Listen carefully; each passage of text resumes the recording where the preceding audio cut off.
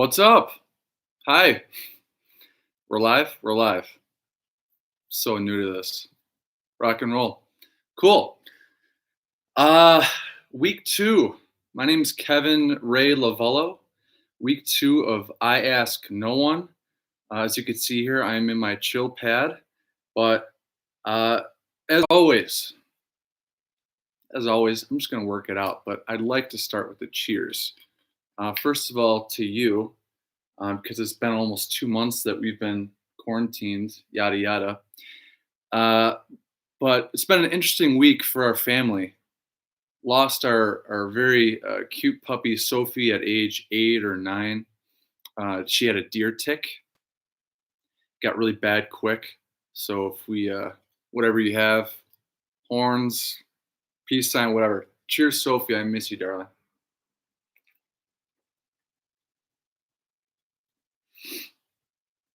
And cheers to all the moms out there. Happy Mother's Day Eve. I love you, Mom. And I'll see you soon, I hope. So, greetings, Zach. Borch. Speaking of my mother, I chatted with her about last week's episode and wanted to know what she thought. And the one thing that took her by surprise was I didn't really acknowledge why I call this I Ask No One. And just to start off right at the top, she's like, your tattoo, your tattoo. So the only tattoo I've ever had, ever, right here. I ask no one. Never mind the flabby, skinny bicep. I haven't worked out in like 2 months. Haven't had that kind of stop since 04, 05 cross country days. So I ask no one. This is my only tattoo. I got it on my left arm, my weak arm, in late April of 2016 in San Diego from a guy named Joseph at Guru Tattoo on Garnett, right there at the water. I was living in Los Angeles at the time, and I just felt it was time to get a tattoo, and I didn't want to get it anywhere. I didn't want to get it anywhere normal, like how people do around here or right here or over the heart. I mean, that's cool and everything. I wanted to get it kind of maybe a little artsy, a little different. So I got it right here, and I saw Kurt Cobain's daughter post a tattoo that she had at the time, Frances Bean. She was living in LA at the time too. Well, she still is in the Hollywood Hills. Haven't met her. She's one of the few I haven't met. But I met her mother, and that's a story for a different time. But she had like these writings right here, and I thought it was just so cool and different. So that's why I got it there. It's in my own handwriting. I wrote it out at my desk like a madman over and over and over. I asked no one. I asked no one. And it was probably around 30, 31 that I'm like, that's the one. And then, excuse me, went down to San Diego and had it done. For anyone who's never had a tattoo before, this took 10 minutes, and probably around minute 9 or 10, it started to feel like a bee sting. And I was just, no thanks. Jesus, I can't even imagine people getting like full body work, on their back, whatever, ass. Maybe if I get another tattoo, it's going to be on my left butt cheek. It'll be Toad's face from Picture Imperfect Mario Party 3. That's for you, Joe, and myself. Anywho, yeah, so that's the tattoo. I Ask No One is a line from Wherever I May Roam, Metallica. I don't know if you ever heard of the band called Metallica, but I've seen them almost 40 times around the world. Got a lot to share about my boys there, and they're just the kings. Not even going to start. So that's an entire month full of episodes. But the song's called Wherever I May Roam. And I'll never forget the first time that I heard it. I was on my Soloflex machine. Well, one of the first times that really has sunk into me about this song. 2003, my parents' basement before it got redone. I'm on the Bowflex, this shitty 80s ass workout thing, and I wanted to get big. I wanted to work out. I wanted to look like Tank, actually, from The Matrix. You ever see The Matrix? Yeah, Tank was a cool, funny dude, and he just had big arms. So I'm like, I want to get big arms. So there I am playing my new CD, Black Album, and I was with Ryan, my twin brother at the time, and we got playing it, and just the way that Hetfield said, "And the road becomes my bride," and then "and the road," because he repeated it, so he said it quiet and then louder. I've never heard anything like that before, and it just stuck. It's not my favorite song by Metallica. It's sad but true, if you know me. The ga ga ga ga ga. That's what got me started on that. But wherever may roam, this is a line from the second verse. The second verse goes something like, I'm not going to yell or sing or bark at you, but it goes, and the earth becomes my throne. I adapt to the unknown. Under wandering stars I've grown by myself, but not alone. I ask no one. I ask no one. And that's when the crowd goes, I ask no one. And it was so cool that we got that song in Buffalo in 2018 when I was surrounded by my twin brother who got in from their lead security, Seth, with the help of our good buddy Taylor Bingley. Just so cool. Ryan and our cousin Chris Burns came in last minute on the sold out show, got right up there. Justin LoVullo was there. Brian LoVullo, our good buddy Sam Rue. What up, Sam? I don't see you on the chat box yet, so I'll keep a lookout. And am I forgetting anyone? No, but I was by our good buddy George and Metallica fan Ron. Just good shit all around. So wherever may roam. That's my tattoo. That's the short of my tattoo. So go see Joe. Grew a tattoo. Garnet Drive, PB, San Diego. He's still there. He's still rocking. So now that I got that, I'd like to start off each show with two things. Maybe a little drink of Jaeger at noon. But I want to start with this day in music fact. And I'd like to start off with a quote that I like.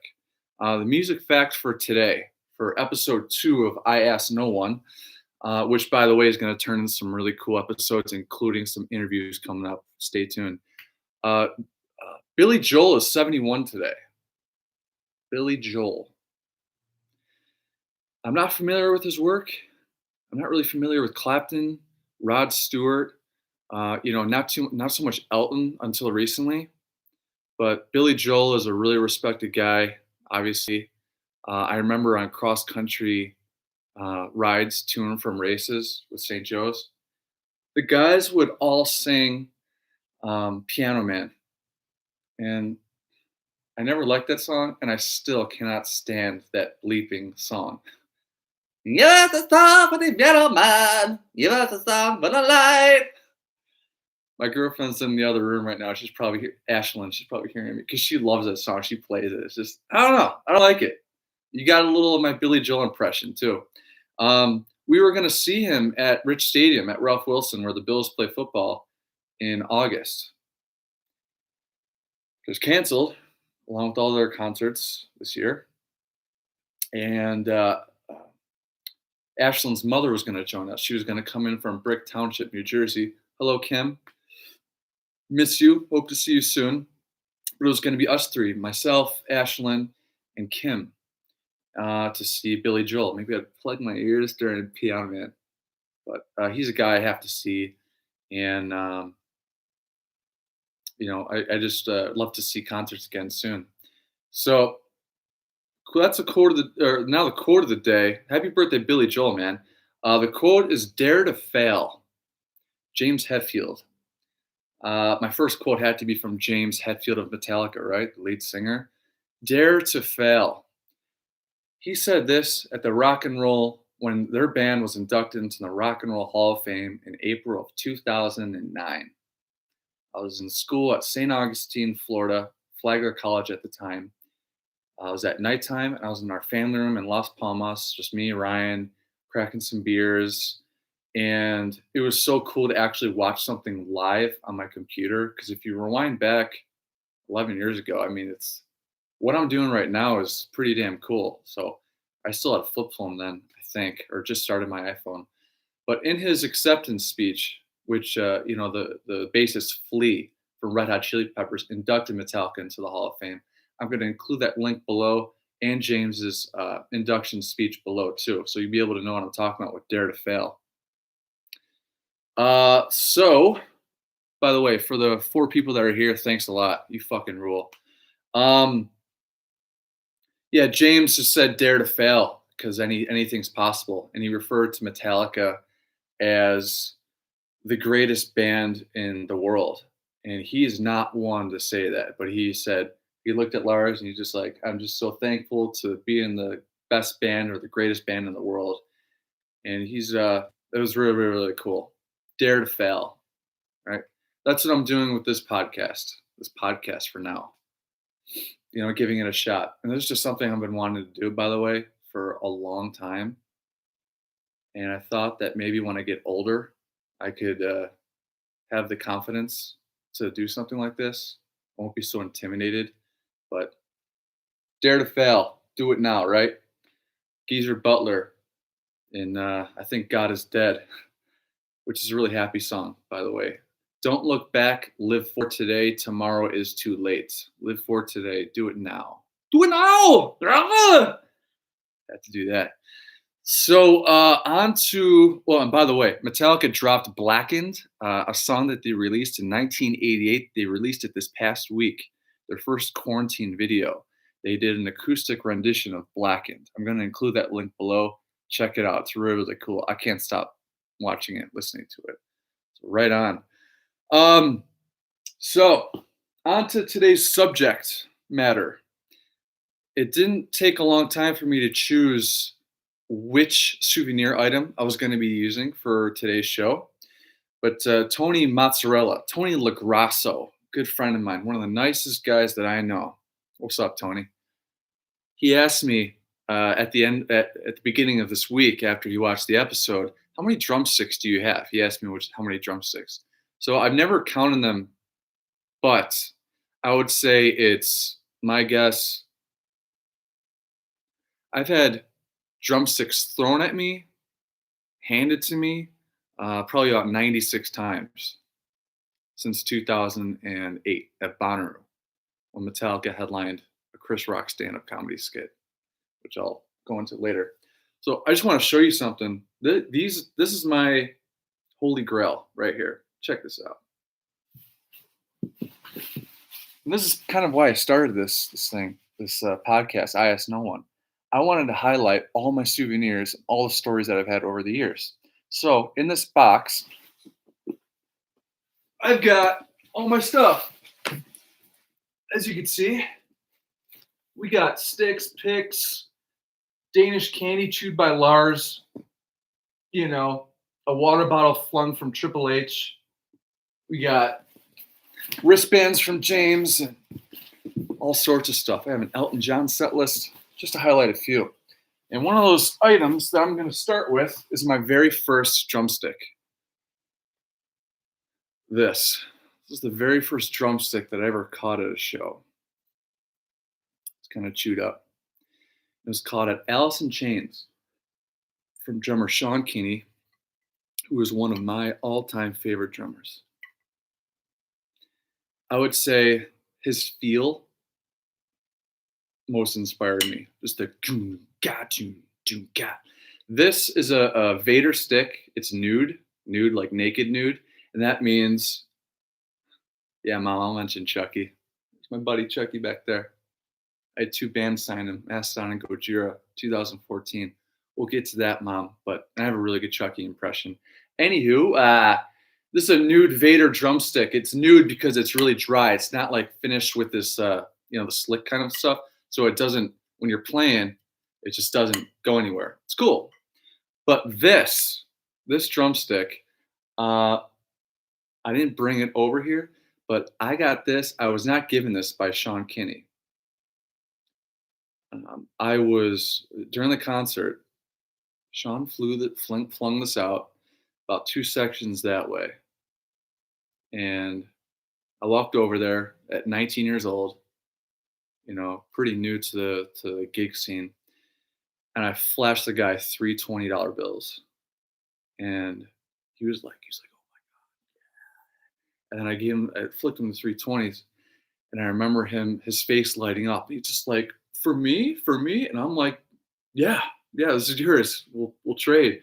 And he gave it right to me. He got the 320, and he was just like celebrating, and I was like, "Oh my god," And I hugged him. He hugged me, and there was like a circle of people around us watching this embrace. And I just remember one of the guys said on the outside, "Oh, you guys are that's a win-win. You both are happy. Good for you guys." Uh, this is the shirt I got at the show. It's probably about 30 to 40 pounds ago, but had to wear it. That was my first drumstick that I caught, and I didn't get it out of my sight for the next year. It was by my bed. This is it. At a show that my dad was kind enough to pay a limo for me, my brother Ryan, CJ Ulrich, Alex Ulrich, Leonard, and a few others I'm forgetting, to take from Williamsville at our home to Darien to go to this show. One of my all-time favorite things to do is at Darien Lake, pre-gaming for a show and having a really bitchin' time. Getting out, I know it's all tough and everything. I have a little secret of getting out. Park close to the entrance, right? That's it. There's always spots open near the entrance, all the way away from the venue, but park close to the entrance. I'm telling you, you get out there so quick. So secret's out. That was a really cool show. Unfortunately, and by the way, Velvet Revolver was opening that show, and that was really cool to see Scott Weiland and Duff and Slash and the guys and Matt play. The members from Guns N' Roses and Scott Weiland from Stone Temple Pilots came together, formed a super group called Velvet Revolver, and it was right around the time that Audio Slave formed. I'm trying to teach Ashlyn this in bits. Audio Slave, guys from Rage Against the Machine and Chris Cornell from Soundgarden, they got together and they formed Audioslave. So we got Velvet Revolver headlining Alice in Chains. That was just really cool. I remember being in the front there, and someone behind me said that told a friend that his buddy up in the lawn is gonna light the biggest, stash of weed and puff that shit when Scott comes out. Because Scott Weiland is a really troubled guy. R.I.P. He passed away in 2015. He means a lot to me. So that was my Alice in Chains experience. We got there late. Limo got there. We're drinking beers. We're blasting Rammstein Herzeleid record. We walked into the concert late. That's one thing I wanted to mention too, because we were just too busy having fun. We're walking in while they're playing Down in a Hole. And I remember the song that we missed was Again and Grind, and then one other one. So we're walking in during Down in a Hole. It was a bummer, but the memory of that show is just, it's all worth it. And I've had the pleasure of meeting Sean Kinney a few times, which I'll get into later. But this, I'll never forget this. This is my first right here. And, what I do with these souvenirs, I bag them. I bagged the bracelet that I was wearing, and I bagged the ticket, as you can see. Bagged both of those. Zach, good question. Most memorable song from that show? Sludge Factory. I'd have to say it was definitely Sludge Factory off their self-titled record. And it was so cool to be there. Alice in Chains is my second favorite band to Metallica. And they have some of the most colorful, timeless songs ever written. Timeless, haunting. Their lead singer, Lane Staley. It's Lane and Jerry. They do a lot of vocal harmonies. Lane passed away in 2002. He was dead for like 2 weeks until they found him or something, reportedly. And just recluse, drugs, R.I.P. Lane and R.I.P. Mike Starr as well, their bassist. Just in that business, a lot of deaths, especially out of the Seattle scene. They all had a great time back in the day. It was all laughs. It was all sarcasm. Really, we're talking the big four in grunge. I know there's the big four in thrash metal, which is Metallica, Slayer, Megadeth, Anthrax. But the big four in grunge music, in my opinion, and you could agree too. Nirvana, Pearl. All right, no order. Nirvana, Pearl Jam, Alice in Chains, Soundgarden. Those big four. They were all buddies, really. We all hung out, and yeah, it's crazy what's happened over the years. There's still a lot of them are still making awesome music. Alice in Chains have released a lot of cool records, even post Lane, with their new singer Will Duvall. Black Gives Way to Blue, The Devil Put Dinosaurs Here, and most recently Rainier Fog. And with Rainier Fog, their latest record, they went back to Studio X in Seattle, which is actually no longer as of this past year. Studio X is where a lot of the guys recorded their music back in the 90s. And they went back there to record their latest record, Rainier Fog. And Mike Inez, their bassist, at the time said how cool it was for them to do that because there's a memory around every intersection that they drive around. You know, the fact that they recorded there. Chris Cornell's sister gave Jerry one of Chris Cornell's acoustic guitars, which actually appeared in a small part on that record. And I want to know which part that was. Jerry Cantrell of Alice in Chains is one of the few guys I have not met in this business that I've really wanted to meet. They say never to meet your heroes, by the way. It's all bullshit. Do it. You only get one chance. If they're being a dick, that's they're having a bad day, or it's them. You know, no regrets. Go do it. You see them at a dinner table with their family. No, you know, maybe wait until they're leaving. But Rainier Fog, killer record. R.I.P. Chris Cornell. Alice in Chains, again, their discography. It was 2005 when I got into them. No, it was summer of 2006. Mike Holden, God rest his soul, he was a big fan of Alice in Chains. He introduced me and my twin brother Ryan to Alice in Chains. And it was the summer before we left to school of college after St. Joe's. I had this long moppy ass hair. I looked like a goddamn Gossip Girl or Charlie's Angel or something. I don't know what I was thinking. Maybe I'm about to grow it back again. I don't know. Shit's getting pretty long. Yikes. So I borrowed Mike's MTV Unplugged. Nirvana has a really famous MTV Unplugged DVD. And at the time, I only knew Heaven Beside You, the song. And I put on the MTV Unplugged. And by the way, if you want to get into a band and if they have an unplugged set, it's really cool to kind of get into it like that. Pearl Jam, Nirvana, Shakira, Missy Elliott. Get your freak on. Alice in Chains. The song Would stood out to me. WOULD question mark. WULD. Their buddy, again, talking about deaths in the Seattle scene, Andy Wood, WOOD. He was in a band called Mother Love Bone. And they were the band in Seattle back when Nirvana was releasing their first record, Bleach, in 88. Andy Wood was a big name. Me, Ryan, and Christian, our good buddy from Flagler College, we hit 9 cities in 2 weeks in the summer of 2014 in Europe. The last city that we hit was Prague, Czech Republic. The very last night of our trip, we went to a bar a show. It was at this little bar club, underground. It was a band called the Walking Papers. We saw Walking Papers. And Duff McKagan, who's the bassist of Guns N' Roses, he's from Seattle, total punk rock guy. Walking Papers is featuring Duff, Jeff Engel of the Missionary Position back in Seattle, and Barrett Martin on drums.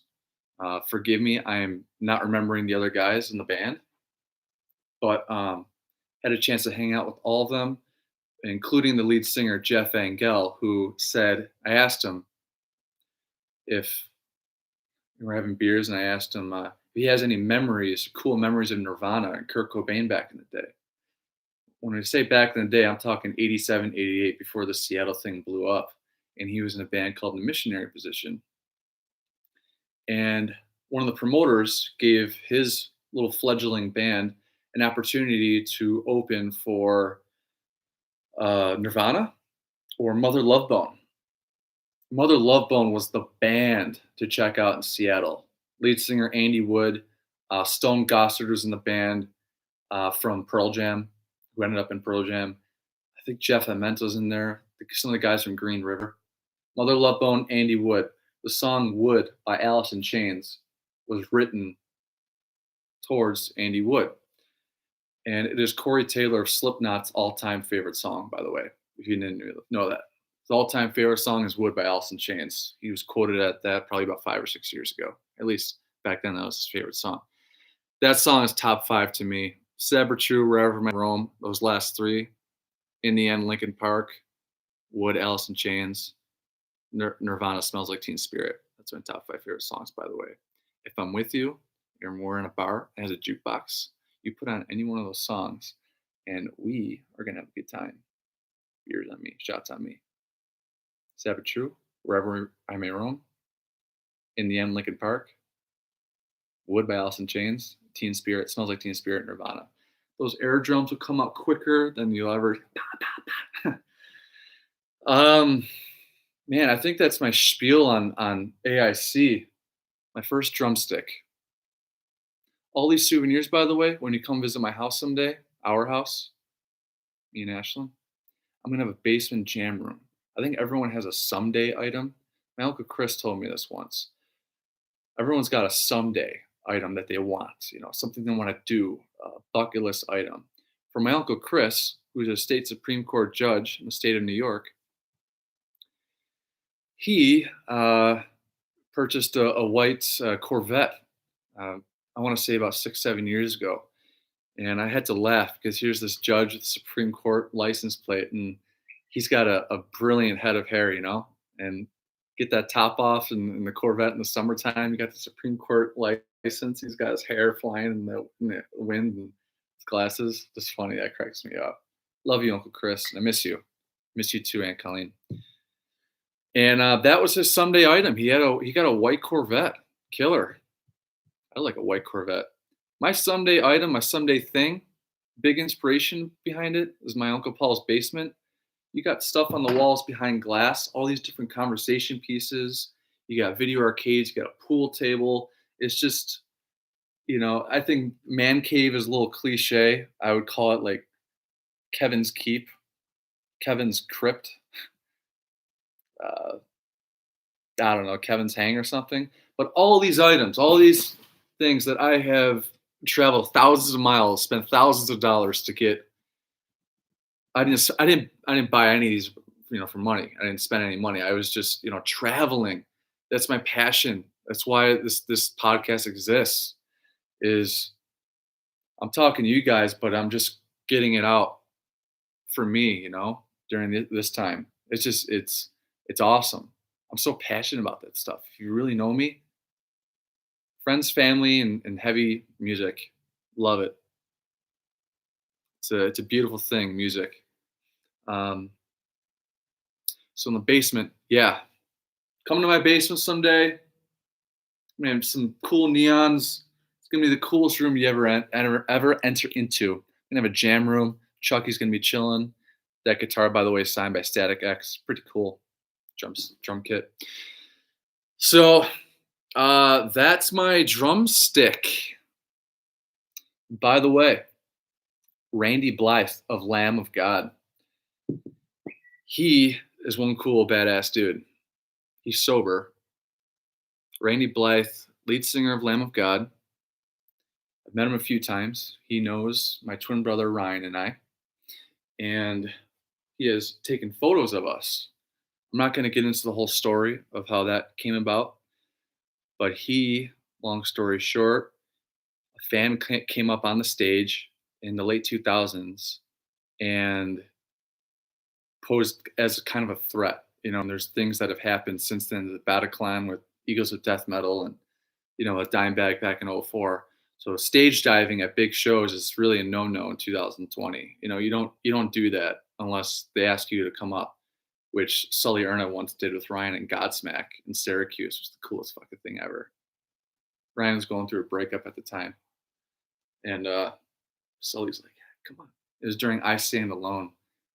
Ryan gets up there, and I'm like, Jesus, that's Ryan up there on stage with Godsmack, and he's just like grabbing the stick like this. He's just like, oh. There's a few times I've seen him happier, so that was really cool. So Randy Blythe, there's no stage diving allowed. There's a fan that came up on stage in Prague, Czech Republic. He shoved him off the stage. The guy fell. He hit his head. He banged up. He was brought out of the ambulance. He died like a week later, bleeding of the brain. So the band didn't even know about this. They go back to Prague, Czech Republic about, I don't know, 2 years later, a year and a half later to play. And they arrive in the airport, and Randy Blythe of Lamb of God is arrested on the spot for manslaughter. I think that was the term. And he was put into Pankratz prison for 3 months. And he detailed that in a memoir called Dark Days. Really cool. Actually, really funny, but really, you get an insight. It's like Midnight Express. If you've ever seen Midnight Express before, that's one of the movies that Lars and his family watched recently, Midnight Express. I saw it once recently, and it was my mom that recommended I check it out, and I watched it with my parents. It's a good one. Check out Midnight Express. Randy Blythe was recently quoted in the news, and he had mentioned that, with this pandemic, Missouri is almost opening up concerts again this month or next. So Randy had some comments to share about that, and no, I mean, it just can't happen. That's going to be the last phase that opens, the movie theaters and the film and the arts and that kind of stuff. He said something that was really, really funny. I laughed my ass off. He said, not verbatim, but something along the lines of, when he's up there on stage, he's just such a funny guy. When he's up there on stage and he goes something like, "This next song is Walk With Me in Hell." You're not going to see a bunch of fans go like 6 meters apart and just kind of be like, "Yeah, dude, yeah." They're going to want to just kind of raise hell, jump out, bump into each other, get it out and shit like that. And the way he put it was so funny. This next song is Walk With Me in Hell. Yeah, it's not going to be happening anytime soon, unfortunately. So hopefully in 2021, that'd be sweet. Could be 2022, 23. Just until everything is set, we get a vaccine for this. We'll go from there. Alice Cooper. Do you know Alice Cooper? Alice Cooper is one of those guys I have not seen live before, believe it or not. And I'm sorry to say, I have not seen Alice Cooper. I've not seen Judas Priest. I think that's Blue Oyster Cult, Thin Lizzy. But Alice Cooper, Judas Priest, those guys are pretty high up on my to-do list. Alice Cooper has a song that he just wrote during these quarantine times, which a lot of bands are creating really cool stuff. Check their YouTube pages. Devin Townsend's got a really cool thing going on. And a lot of these bands I talk about, they're heavy, but they all have really cool, chill parts of their. A lot of these bands have these up and down songs and songs that are quieter. Check it out. If there's a band that your brother likes or a cousin likes, check it out on YouTube and surprise them with some new stuff, because there's some really deep stuff being released. Kati, what's up? Cheers. Of course. Don't Give Up is the song. And he had a contest this past week. He showed the lyric page of the lyrics, of the song. And he was asking the fans to pick one word, to pick one word that they want to show on a piece of paper or whatever. And you could end up in the music video for the show. And the music video is going to come out, I think, May the 15th. But I had to submit that, I was on my chair here when I read this. And I was just, in a rut like everyone else gets sometimes. I was having kind of a shit day. I was just kind of circling in my head. I'm in real estate too, and just a lot of learning, and it's been great. I had my first showing recently. It was so successful. It's so cool. I'd love to get out and you know go see these people in person. There's only so much we could do. Congratulations, Josh and Rachel. Let's do it. There's the part of the song that really stood out to me. I'm going to open it up here. The lyric, the chorus goes something like, "We're all hanging on by a thread. We're all staring at the razor's edge, but we're not going to step off the ledge. No." That's a no explanation point. And that's the one. He asked, you guys pick two words you want, and you have only two submissions. So I'm like, I was gonna do bastard. I thought bastard was a pretty cool one, but I went with no. And this is what it looks like. No, I did a little Alice Cooper O, which is pretty sweet. But to get out of my chair and just create something, like to draw out something, I haven't done something like this in a really long time. I mean, I grew up watching art shows and drawing, and I've got all my other drawing, art in the other room, and my mom's got a bunch of other cool ones. But just to get the creative drawing cap back on, I recommend you do it. Go color a book or draw something. It really helped me out. This took me. I mean, if you see the detail, the squigglies took a little bit, but it was fun. No. So I took a picture. I had Ashlyn take a picture of me, and she knows how much I'm into this kind of shit. And I did something like, like, and I've got a pretty mean war face at shows that really shows. I get a lot of attention at shows from just that guy. So no. Stay tuned. I'll let you know if they make it. So if it makes the music video. And Casey is a big fan of my cousin. Casey is a big fan of Alice Cooper, and she's a good person to talk to as well. Like I said at the top, and thanks for watching. Really, I've got 5 viewers here right now. This is just so cool. A little comments coming in, a few likes. Thank you. This week was a little weird. I had someone that is very, very close to me. I'm not gonna mention who, but this COVID situation really got to him. And as someone that means a lot to me, I wanted to kind of reach out and bring him up, which I recommend you do. And people say to stay in contact with people, and it's really important. You've heard it a million times in the past 2 months, but the term "reach out" I don't really use, but hit up, contact, show some love to someone that you love, but you haven't said what's up to in a long time. Do it. So this person, I left my house and picked this person up, went for a drive, and mental health is huge. In anything, it's 90% mind over matter. As my mom always says, mind over matter. And it really is true. Goes back to my cross country and track days. And I told the best coach I ever had, Matt Heller of St. Joe's, he kicked my ass. You could train for sports like football, hockey, basketball. But for cross country and running, it's intense stuff. It's so mental, so mental. And I'm so thankful for it. I love running. Did the turkey trot for the first time this past Thanksgiving. You got to take care of your mind, and you have to listen to your body pains. You got to listen to your mind. I check in once a day. What's going on? Mike Shinoda does that too. He lost a good friend of his, Chester Bennington, Lincoln Park, to suicide, and it was right after Chris Cornell. It's a big deal, especially this time.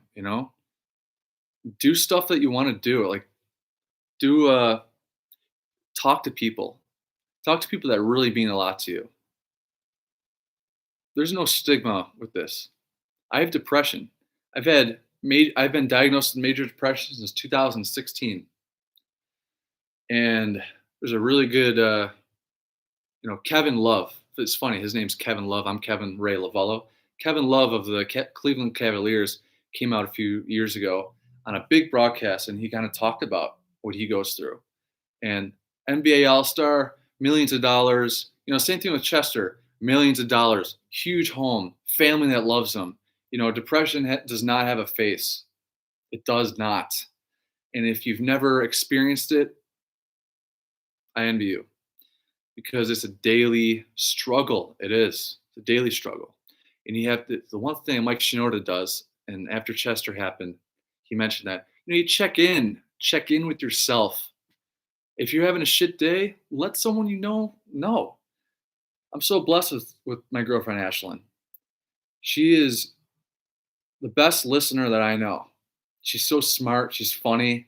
I hope everyone has a chance to connect and meet and end up with someone that I don't know what. Uh, that's it. She's great. She's great. I love her, and she helps. Have a person you could connect with. Turn that music up high. That's what my little brother said once. I was having a shit day, and my brothers were, text me, and they wanted to get into, Kevin and make him feel better. Len just said, turn it up. And that really has helped. So Len, thanks a lot. I just blast the Stone Temple Pilots, the Sublime, whatever. So stay in touch with your friends. There's no shame. No one's perfect. Mark Asagita, Len's buddy, he's a Death Angel lead singer. He made a post a few years ago after his grandmother died, and he said, life is too short to be cool. I connect with that. You have to try and be cool. Do you. You know what I'm saying? 2016 was the ass end of my California ride. What an adventurous, victorious ride that was, which I'll have to get into some other time. But at the end there, I met a guy named Jason Newsted. I'm bringing Metallica back into this. I hope you don't mind. Excuse me. Jason Newsted is like my spirit animal. You got a spirit animal. It just pumps you up. He was the George Harrison of the Beatles. He was the guy coming in earliest, leaving latest. Fans outside in the snow, in the rain. He's signing autographs, showing, giving love, to us little people, us fans. And I love it when bands acknowledge fans. There's some guys I'm not going to label that just don't acknowledge the fans. It's like, oh, I did this all myself, all that kind of stuff. I think fans are such a big part. It's the heart and soul. That's what's missing with these guys, these musicians, in these unprecedented times.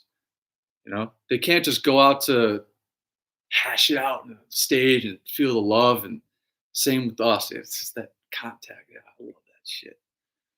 So Jason Newsted, I met in Santa Cruz, California, and Mill Valley, California, at some of his solo acoustic shows. Jason Newsted was the bassist for Metallica between 1986 and 2001. He left on his own accord. He quit the band. Not going to get into why.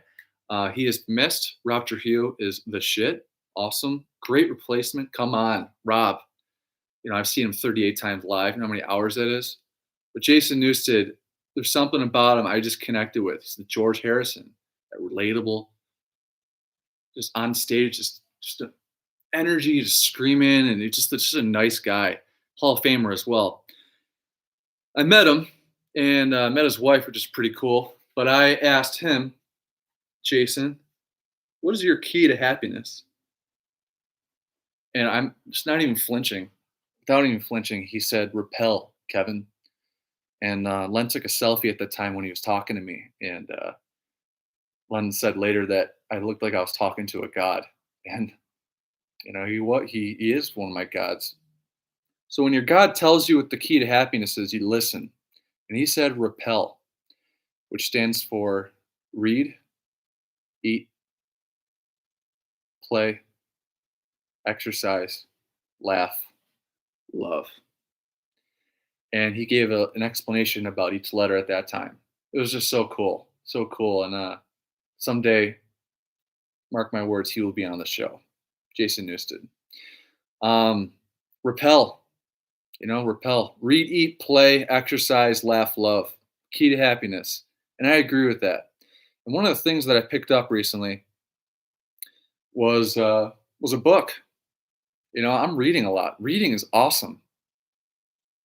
I've been in Middle Earth the past 2 weeks.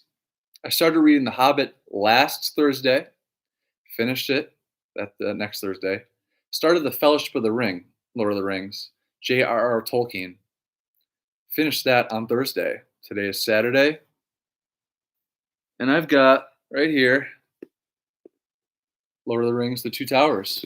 Really good book.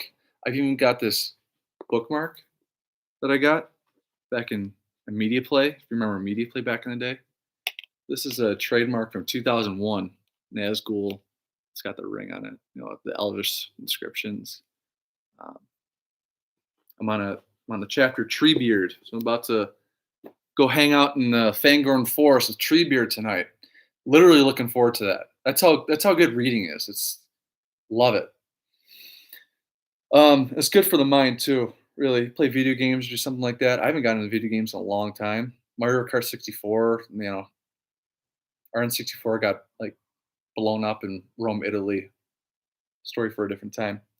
But Leonard got me this Lord of the Rings trilogy, and my young brother Leonard. And thank you, Len. But he bought it for me at Media Play in February of 2003. Return of the King movie came out December of 2003. So it's Two Towers was in theaters, and at age, I wasn't even 15 yet, I was 14, and Len bought me those books. I have not opened them up since. I didn't even read them. So Len, secret's out. Dude, I'm sorry I didn't read them up until now. It's been 17 years, but thanks, dude. They're really good books. I recommend it. I thought they were going to be in this old English kind of Anglo-Saxon type reading. Tolkien, J.R.R. Tolkien, wrote the first book, The Hobbit, in 1937. So if you know your history, that's right before, the Third Reich and Hitler and all that, World War II. The next book, The Fellowship of the Ring, didn't come out until the 1950s. So when you think of the story, The Fellowship of the Ring, Two Towers, Return of the King, that was written during World War II, Third Reich, occupied Germany and all that. So take that with you. A little fun fact for you. Thanks again, Len. Really cool. Go read a book. Go start a book. Read an hour a day. That's what Arnold said. I think it was last year, 2 years ago. Just read 1 hour a day. You just go through so many books. It's good. I like to stack up this shelf. I have so many rock biographies over there. Rat and Roll from Rat. Those guys. Yeah. I have the Motley Crue books, Nikki Sixx, Heroin Diaries, and you dive into some of your favorite rockers, your favorite celebrities. A lot of your celebrities that you like, and musicians, they have books, like autobiographies. Go read them. It's really, really cool. You get to learn about the craziest stuff. It's sweet. So, next on the list for me, rock book is going to be Tony Iommi. It's time. Ozzy's was good. I Am Ozzy, really funny. Tony Iommi's was good. One last thing about this Lord of the Rings book, J.R.R. Tolkien, he'll paint a picture, he'll take a page, maybe 2 pages, to describe the setting. I'm reading this, it's like you're there. You smell it, So check it out. And if you want to borrow this when I'm done, by all means. I'm going to finish Two Towers on Thursday, and then it's Return of the King. Finish that on that next Thursday, and then I will have read all the Lord of the Rings in 1 month. Pretty sweet. So I think that's it for today. We are on 49 minutes. Thanks, Katya. Yeah, REPELL, laugh, love. We're on to 49 and a half minutes compared to last week's 12. We're only getting started here, and it's just an outlet. Again, it's an outlet, it's a platform for me, but it's for you too. Some informative stuff. You get a little piece of me. Um, Love the comments. Subscribe, please. Once I hit 100 subscribers, I get my own URL. But this is something that I'll never quit doing. Thank you very much. Next week, it's pretty cool. I get to like talk about, oh, next week it's pretty sweet. This is fun. If you want to do your own podcast about lampshades, do it. You know, Gary Vaynerchuk mentioned he can listen to anyone who's passionate enough about something. And that's what kind of started getting the gears. All right, maybe it's time. So yeah, if you want to do this, it's cool. It's cool to hang out. Next week's item. So this, each episode is going to be, I'm going to a souvenir for each a souvenir and stories for each of these things. I was in Slipknot's music video for All Out Life. We filmed it in October of 2018. That was a fun weekend. Booked the next flight out of LA some night, got out there, and it was one of the most bitchin' weekends I've ever had. So I'll fill you in next week about that. And as always, not as always, but stay happy, stay healthy, stay hungry, stay heavy, and stay home, would you? Thanks a lot, guys. I love you. Peace.